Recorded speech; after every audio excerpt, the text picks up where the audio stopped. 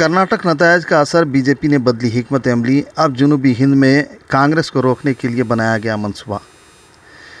लोकसभा इंतखाबात 2024 ईस्वी में जीत दर्ज करने के लिए बीजेपी हर रियासत में मुख्तलिफ हिकमत अमली पर काम कर रही है।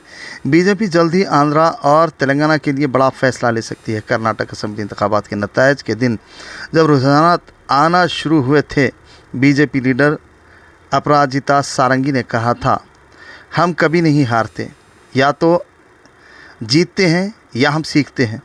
कर्नाटक के इंतखाबी नतائज मुकम्मल तौर पर वाज़ेह होने से पहले ही बीजेपी एक बार फिर जनूबी हिंद के लिए अपनी हिकमत अमली को दुरुस्त करने में मसरूफ़ थी। कर्नाटक जनूब की वाहिद रियासत थी जहां बीजेपी की हुकूमत थी।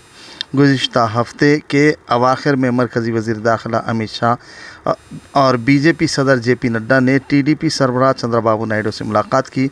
समझा जाता है कि ये मीटिंग बीजेपी के बदले हुए प्लान के हिस्सा थी और अब दोनों पार्टियां आंध्र प्रदेश और तेलंगाना के इंतखाबात के लिए शराकत दारी की तैयारी कर रही हैं। इम्कान है कि वज़ीर आज़म नरेंद्र मोदी चंद्रबाबू नायडू के साथ भी मीटिंग कर सकते हैं। चंद्रबाबू नायडू भी बीजेपी के इत्तेहाद को अपने लिए एक मौके के तौर पर देखते हैं। दूसरी तरफ बीजेपी तेलंगाना में फ़ायदा हासिल करने में ज़्यादा दिलचस्पी रखती है। तेलंगाना में बीजेपी जारहाना तौर पर बीआरएस को निशाना बना रही है और इसके निशाने पर कांग्रेस भी है। टीडीपी के साथ बीजेपी का इत्तेहाद पवन कल्याण की जनसेना पार्टी को भी अपने साथ ले सकता है। इससे बीजेपी को दोनों रियासतों में कांग्रेस की तादाद को नुमायां तौर पर कम करने में मदद मिलेगी। बीजेपी लीडरों के मुताबिक कर्नाटक में शिकस्त के बाद बीजेपी की हिकमत अमली ये है कि कांग्रेस को किसी भी दूसरी जनूबी रियासत में कदम जमाने से रोका जाए। बीजेपी बल्दियाती इंतखाबात में अपनी तादाद बढ़ाने में कामयाब होती नज़र आई थी। 2018 के असम्बली इंतखाबात में बीजेपी को सिर्फ एक सीट के साथ 7% से भी कम वोट मिले थे।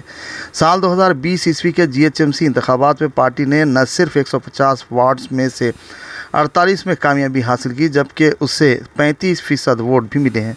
हाल ही में हुए ज़मीनी इंतखाबात में भी बीजेपी के उम्मीदवारों को कामयाबी हासिल हुई है।